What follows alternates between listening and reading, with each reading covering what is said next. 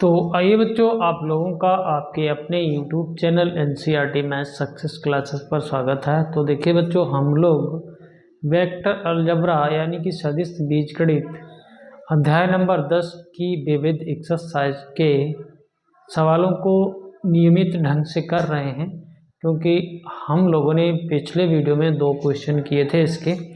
तो आज उसी के क्रम में हम लोग क्वेश्चन नंबर 3, एक इम्पॉर्टेंट क्वेश्चन है बच्चों, इसे ज़रूर समझने का प्रयास करें।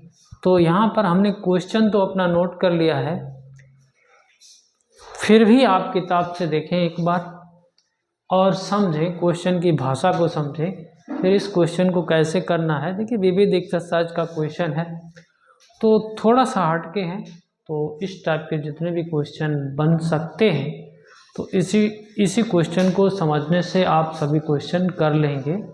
तो आइए हम लोग देखते हैं इस क्वेश्चन को, इस सवाल को। बच्चों, एक लड़की पश्चिम दिशा में 4 किलोमीटर चलती है, उसके पश्चात वह उत्तर से 30 डिग्री पश्चिम की दिशा में 3 किलोमीटर चलती है। सबसे पहले तो एक लड़की पश्चिम दिशा में 4 किलोमीटर चलती है, उसके पश्चात वह उत्तर से 30 डिग्री पश्चिम की दिशा में 3 किलोमीटर चलती है और रुक जाती है।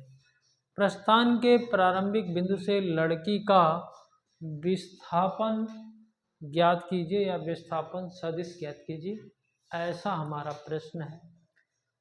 तो देखिए बच्चों को कन्फ्यूजन रहता है इस सवाल में, कोई दिक्कत नहीं। कभी कभी ये क्वेश्चन कुछ अलग ढंग से कहीं कहीं किसी किताबों में आपको अलग ढंग से मिल जाएगा। तो देखिए बच्चों, समझना है आपको।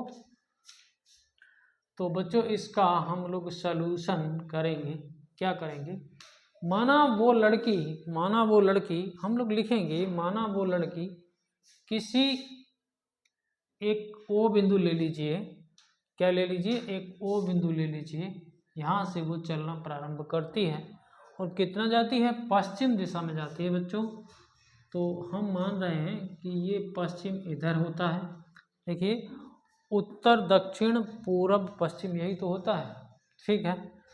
तो इसको हम लोगों ने 4 किलोमीटर मान लिया है।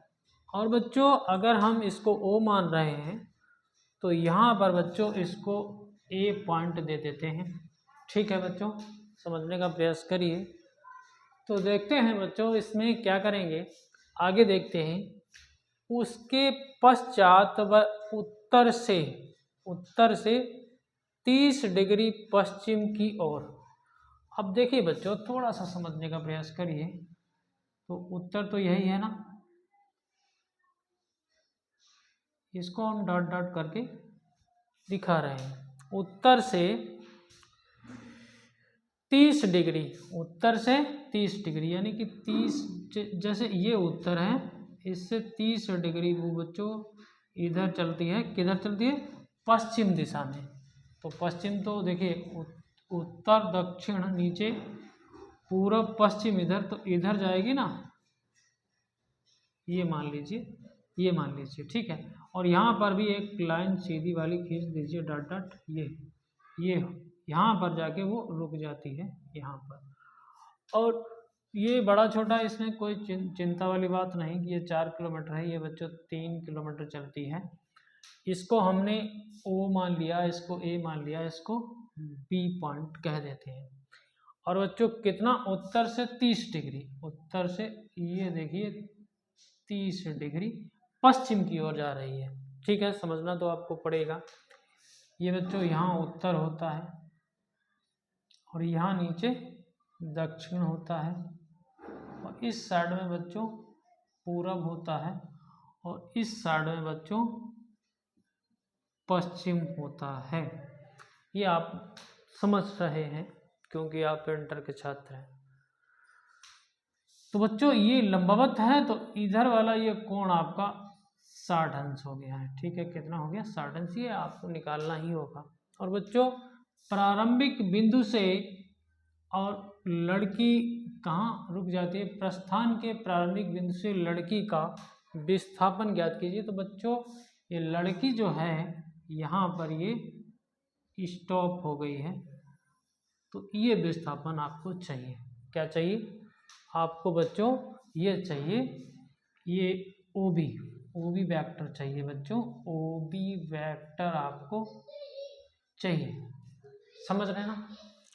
तो सबसे पहले बच्चों सदिश के त्रिभुज नियम से, सदिश के त्रिभुज के योग नियम से क्या कहते हैं? सदिश के त्रिभुज के योग नियम से आप देखेंगे, सदिश के योग त्रिभुज नियम से लिखेंगे सदिश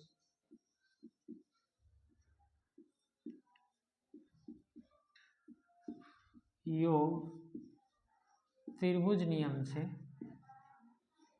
हम लोग देखें तो बच्चों आप देखिए ओबी वेक्टर बराबर क्या आएगा? ओबी वेक्टर बराबर ये ओ ए वेक्टर ये आएगा। ठीक है बच्चों, इधर ही लड़की गई थी और ये वाला जोड़ देते हैं ए बी वेक्टर, ये हो जाएगा। अब यहाँ पर हमें बच्चों ओ ए और ए बी प्राप्त हो जाए तो हमारा काम सरल हो सकता है। तो यहाँ पर देखिए उल्टा चले, हम किधर चले? विपरीत दिशा में चले, इस साइड में चले ना, इस साइड में, देखिए इस साइड में चले। तो बच्चों ये ओ ए बराबर तो माइनस का 4i कैप लिख सकते हो। ठीक है, अब हमें ए बी वैक्टर और चाहिए बच्चों, ए बी वैक्टर चाहिए तो क्या करेंगे? इसमें देखिए सिंपल सी बात होती है, थोड़ा सा फार्मूला आपको याद रखना होगा। तो होता क्या है, यहाँ पर ए बी का हमें परिमाण चाहिए। और बच्चों देखिए ये 3 किलोमीटर है, कितना? 3 किलोमीटर, ये इतना ए बी का परिमाण चाहिए हमें, ए बी का परिमाण चाहिए। और बच्चों थीटा चाहिए, कॉस थीटा चाहिए। और बच्चों हमें क्या चाहिए? इसके साथ में वेक्टर बनाना है तो यहाँ पर आई भी लगा लीजिए, यहाँ चलिए यहाँ लगा लेते हैं। ठीक है, अब बच्चों आपको जो दूसरा बनाना है तो यहाँ पर क्या करेंगे? इसमें बच्चों क्या चाहिए आपको? ए बी का परिमाण चाहिए। ठीक है, ए बी का परिमाण चाहिए और साइन थीटा और जे लगा लीजिए, सिंपल सी बात है। तो यहाँ से आप देख रहे हैं, इसमें इसको निकाल रहे हैं तो थीटा बराबर 60 अंश है, रख दीजिए यहाँ पर। और ए बी का परिमाण कितना है? 3 आई और कॉस थीटा बराबर 60 अंश है। ठीक है, इसे रखिए। और बच्चों यहाँ पर भी ये 3 है और साइन 60 अंश जे, इससे थोड़ा सा कैलकुलेशन करेंगे तो बच्चों क्या हो जाएगा? 3i, इसका मान कितना होता है? cos 60 अंश का मान कितना होता है बताइए, आप बताइए। cos 60 अंश का मान 1/2 होता है, लिखिए इंटू में 1/2। और बच्चों यहाँ आइए 3 और साइन 60 अंश का मान √3/2 होता है इंटू में जे। ये देखिए मान तो आपको याद करने ही होंगे, इसमें कोई संदेह वाली बात नहीं। ये तो आपको साइन 60 का मान और कॉस 60 का मान ये याद रखने ही होंगे। तो बच्चों अगर हम लोग ए बी निकालने में सक्षम हो गए तो चूँकि हमें ओ बी वेक्टर चाहिए तो ओ ए प्लस ए बी कर दें तो हमें विस्थापन का सदिश मिल जाएगा। तो बच्चों जोड़ देते हैं तो अपना ओ बी कितना आ जाएगा? ओ बी वेक्टर बराबर ओ ए कितना है? माइनस का 4i। और बच्चों इसको जोड़ देना है, इसमें देखिए कितना है?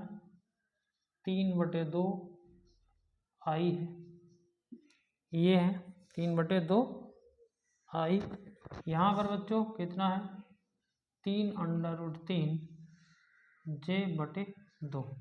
ये कैलकुलेशन आपको करनी है। तो आई है, यहाँ पर भी भैया आई है, यहाँ पर भी आई है, तो 4 दूनी 8 हो जाएगा। माइनस का 8i प्लस 3i/2, इसको तो ऐसे रहने दीजिए, 3√3/2 यहाँ बच्चों 8i माइनस का है और 3i प्लस का है, तो थोड़ी सी कैलकुलेशन आप करिए तो ये आपका बच जाएगा माइनस का 5i/2। यहाँ पर बच्चों 3√3/2j। ये बच्चों अपना जो विस्थापन था उसका सदिश आ गया है, उसका सदिश आ गया है। तो थोड़ा सा उत्तर चेक करेंगे और उत्तर चेक करने के बाद में आपको, ठीक है बच्चों उत्तर तो सही है, ये विस्थापन है। जो लड़की हमारी जो मतलब जो लड़की यहाँ पर क्वेश्चन में दी गई थी उसका प्रारंभिक बिंदु से विस्थापन ओबी वेक्टर, इस प्रकार से आपको सवाल ओबी वेक्टर यानी कि विस्थापन सदिश ये आ गया है आपका। तो ये आंसर है बच्चों। थोड़ा सा आपको यहाँ पर दिक्कत हुई होगी तो यहाँ आप लिख देंगे बच्चों कि ओ बिंदु से लड़की चलना प्रारंभ करती है और ए बिंदु तक पश्चिम दिशा में 4 किलोमीटर जाती है। उसके बाद में बच्चों उत्तर से वह 30 डिग्री पश्चिम की ओर 3 किलोमीटर जाके रुक जाती है। थोड़ा सा ये आप दिखाना है कि वो आपने यहाँ कर दिया, ए कर दिया, बी कर दिया। ये अगला सवाल बच्चों हम लोग लिख के फिर समझने का प्रयास करेंगे, तो देखते हैं उसको भी। तो देखिए बच्चों हम लोगों ने अपना क्वेश्चन तो नोट कर लिया है, क्योंकि इसको जब तक हम लोग नोट नहीं करते तब तक ये क्वेश्चन समझ में आने वाला नहीं था। तो यहाँ पर बच्चों हम लोगों से कहा गया है कि यदि ए वेक्टर बराबर B vector plus C vector है तब क्या यह रिजल्ट सत्य है। अपने उत्तर की पुष्टि कीजिए। तो थोड़ा सा समझने का प्रयास करेंगे। देखिए बच्चों हम एक त्रिभुज बना लेते हैं, ठीक है बच्चों, ये हमने त्रिभुज बना लिया, ठीक है।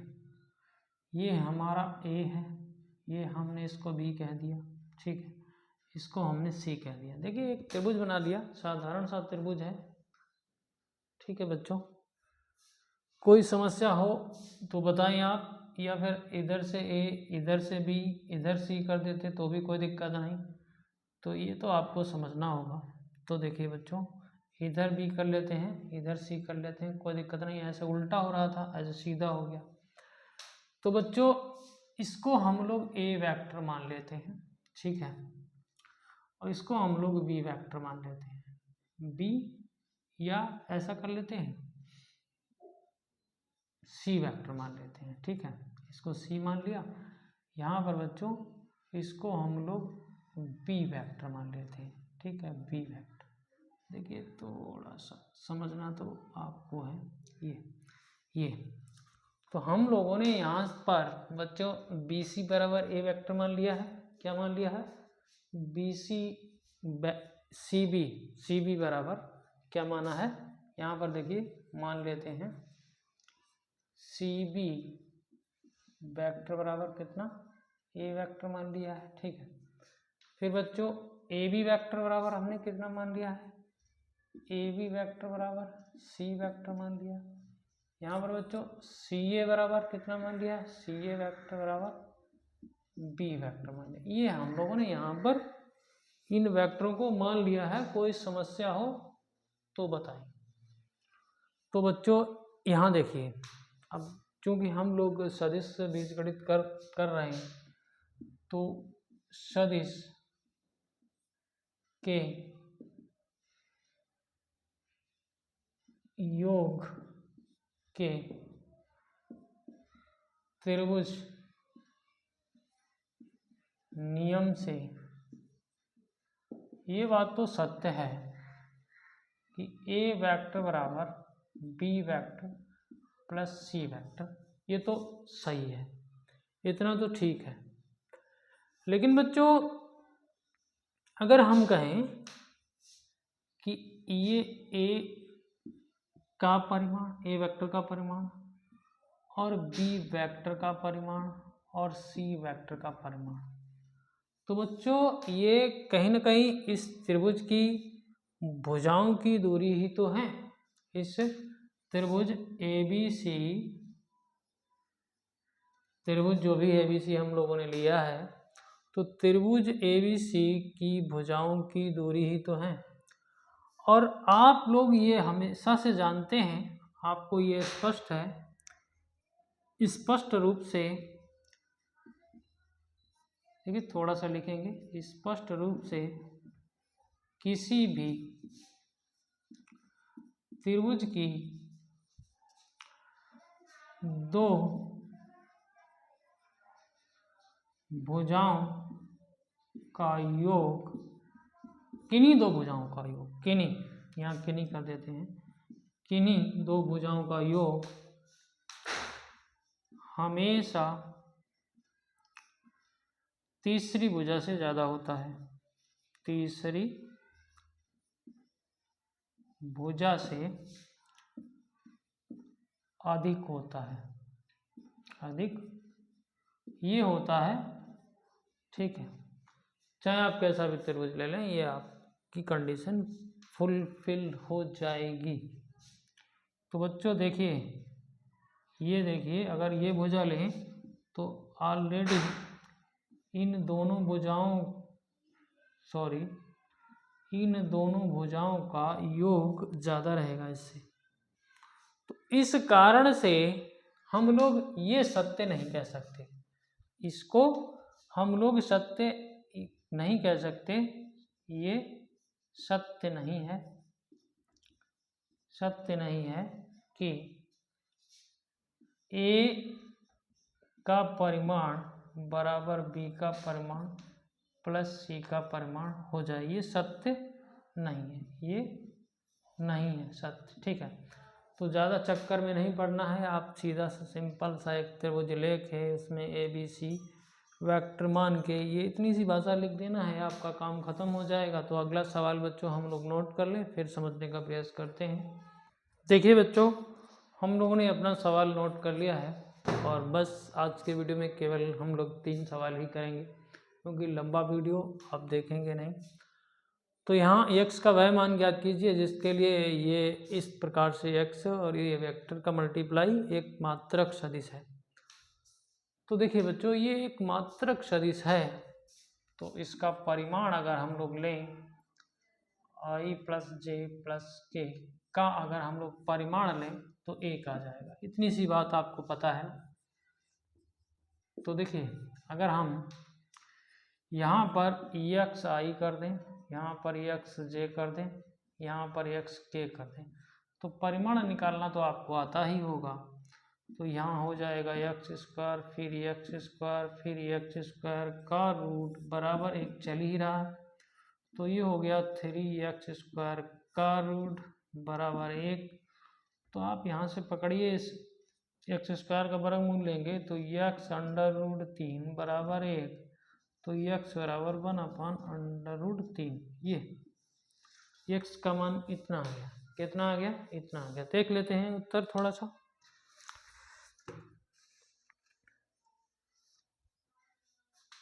ठीक है बच्चों, 1/√3 आ गया। लेकिन एक बात और थी, x का मान प्लस माइनस 1/√3 भी कर सकते हो, प्लस माइनस, ठीक है। क्योंकि देखिए, x नहीं समझ में आए तो बताना। वैसे तो यहाँ पर देखिए, हम लोग ऐसा कर देते हैं, देखिए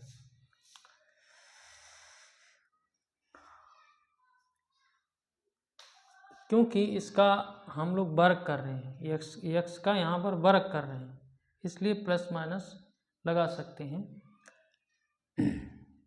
तो क्योंकि हम यहाँ मापांक ले रहे हैं, इसके बराबर 1, तो इस प्रकार से आप कर सकते हैं।